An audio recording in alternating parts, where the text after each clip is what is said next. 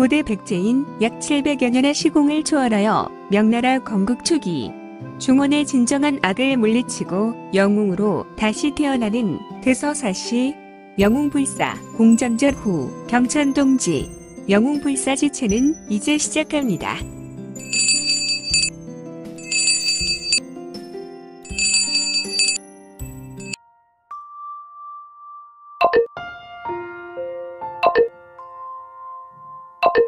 구독과 좋아요, 알림 설정 부탁드립니다.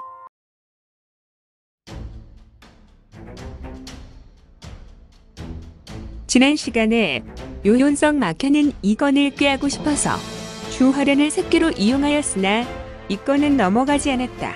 그는 오히려 신광천지교의 부교주 막현의 정체가 바로 이건이 찾고 있는 요혼성이라는 것을 알게 되었고 결국 요혼성과 대결하여 막현의 공능을 취하게 되어 요혼성의 혈사를 마무리 짓게 되었으니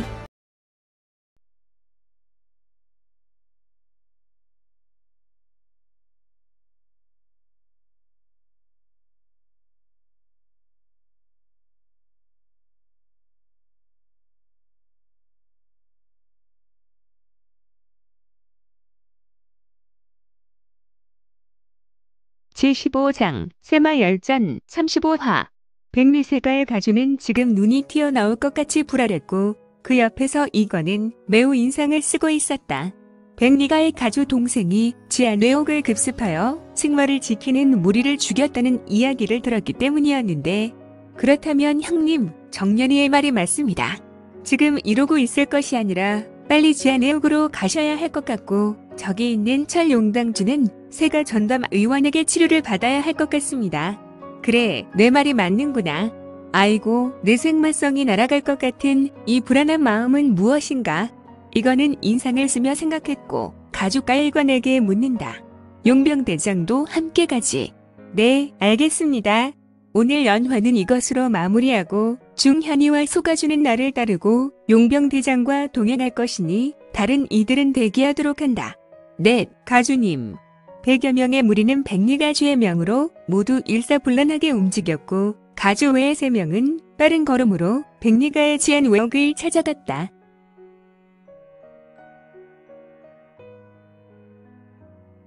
지하뇌옥을 지키는 이들은 없었다.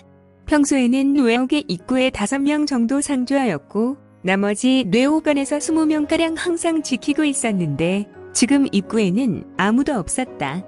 이곳은 매우 넓다란 대문과 같은 입구가 있었고 문 아래로는 지하로 이어지는 계단이 있었으니 가주님, 동생분께서 참으로 깔끔하게 정리를 하였군요.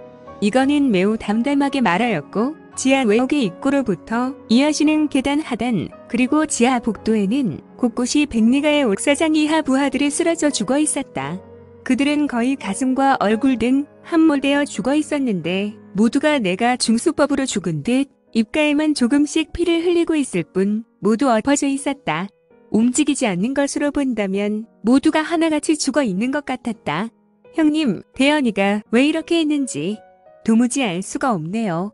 이 녀석을 봤나? 사람들은 안색이 매우 좋지 않았다. 백리세가의 뇌옥은 매우 어둡고 습한 지하뇌옥인 고로 그들의 얼굴빛을 구분하기 힘들었고 모두가 긴장하였으며 앞으로 천천히 걸어 들어갔다. 가주님, 원래 귀영생만은 어디에 가두려 하셨습니까? 그는 가장 깊은 독방에 수용되도록 하였네. 물론 이것은 나와 형제들만 약속된 사실이지. 걸으면서 이건과 세가주는 대화를 하였다. 저벅, 터벅. 그런데 가주님, 왜 물어볼 것이 있는가? 네, 정말 가주님께서는 동생분, 대ham님께서 정녕 가주님의 동생분이라고 생각하십니까? 그것은 무슨 말인가? 아니, 제가 느끼는 것이 좀 있어서 물어본 것입니다. 무엇을?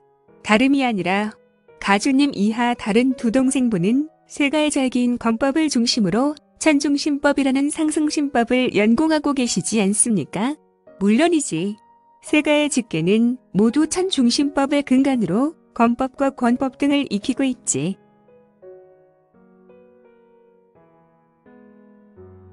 네, 그래서요.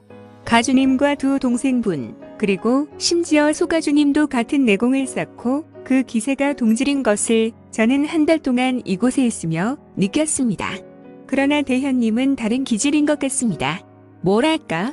가주님과 다른 분들은 강한 양강치기를 기반으로 검술과 권법을 익히신 것 같은데 대현님은 같은 양강치기가 맞지만 그 기질이 강한 양강의 기운이 아니라 조금은 부드럽고 기괴한 양강치기로 느낄 수 있었습니다. 마치 다른 신법을 기반으로 무공을 연성한 듯하였습니다. 뭐라고? 가만. 그러고 보니 약 3개월 전에 심한 굿불에 걸려서 한동안 대현이는 자신의 거처에서 1회 동안 나오지 않았고 그 후로 동생의 기질이 달라져서 그냥 심한 병을 앓고 나와 그러려니 하였는데 백리 가주는 이건의 말에 조금은 의심하기 시작하였으니 이들은 계속해서 걸었고 각 뇌역에는 죄인들이 간간히 보였는데 그들은 장사에서 심각한 범죄를 지은 인물을 중심으로 수용되어 있었다.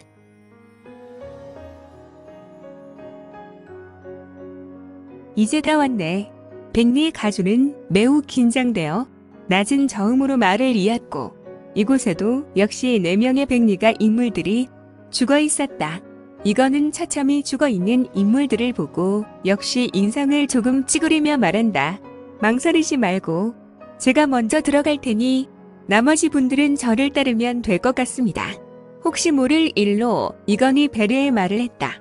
문을 열고 들어가면 바로 백리대현을 제압해야 하는 일이 우선인지라 백리가 사람들이 형제를 무력으로 제압하기가 껄끄러울 것 같아서 하는 말이다.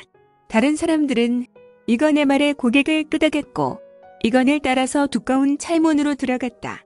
철컹. 이런. 벌써 잔치가 마무리되었군요. 어떻게 저런 일을. 한 사람이 족쇄에 묶여 있었는데 그는 사지가 쇠수랑으로 묶여 있었고 그의 모습이 머리에 도관이 쓰여 있었고 역시 분홍색 도복으로 그는 분명 생마성 기영생마 교령희애였다.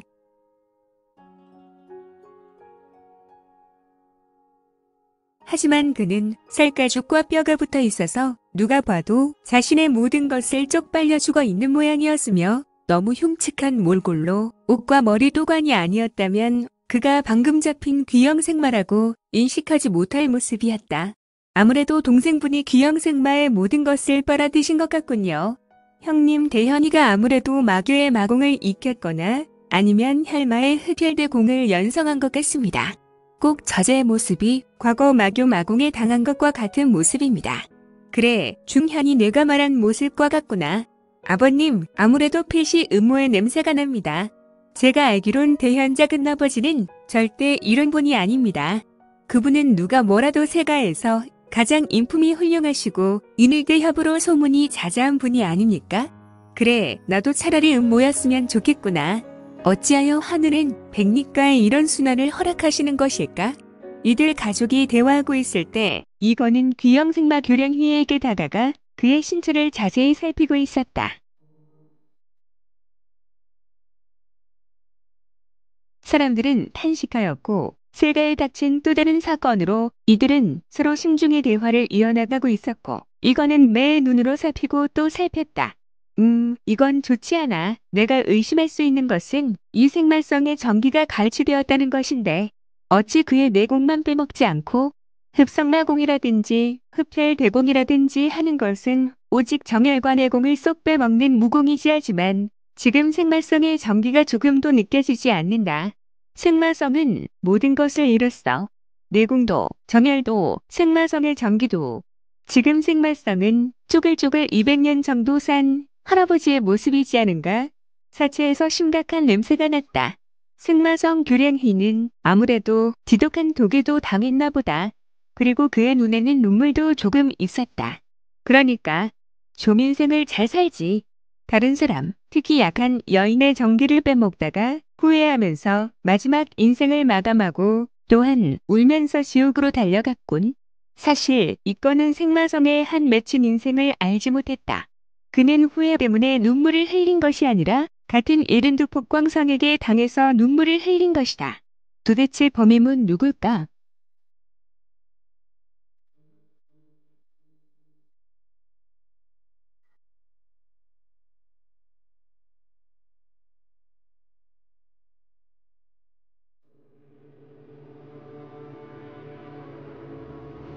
오늘 준비한 내용은 여기까지입니다. 아쉽지만 다음 시간에 다시 만나 뵙겠습니다. 오늘도 대박 나시고 최고로 멋진 하루 되세요.